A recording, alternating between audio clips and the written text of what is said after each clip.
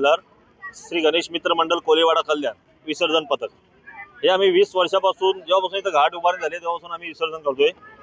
आमचा निर्विघ्न विसर्जन असतो, म्हणजे कोणालाही काही इजा नाही, काही नाही, ना भक्तांना ना आम्हाला, एकदम निर्विघ्नपणे आम्ही आमचं विसर्जन पार पडतो। पण हे विसर्जन कार्यक्रम पार पाडण्यादरम्यान आम्हाला कॉर्पोरेशन कडून कल्याण डोंबिवली महानगरपालिका 1 रुपयाचा कोणतेही मानधन अजूनपर्यंत भेटत नाही आणि नाही भेटले।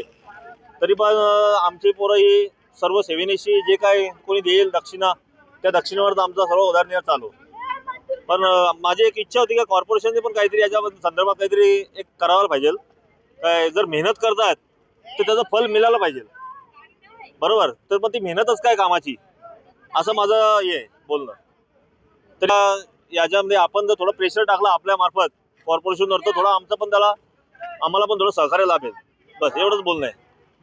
आज आपण इथं पाचवालकी दुर्गाडी घाटावरती आज अनंत चतुर्दशीच्या निमित्ताने 10व्या दिवसाचं गणपती विसर्जन आहे आणि या ठिकाणी प्रशासनाने सर्व सोयीसुविधा उपलब्ध करून दिलेल्या आहेत। आपला पोलीस बंदोबस्त या ठिकाणी आहे, त्याचप्रमाणे KDM कडून या ठिकाणी लाईटची व्यवस्था असेल, त्यानंतर मूर्ती विसर्जनाची व्यवस्था असेल, अशा सर्व प्रकारची व्यवस्था या ठिकाणी प्रशासनाने केलेली आहे।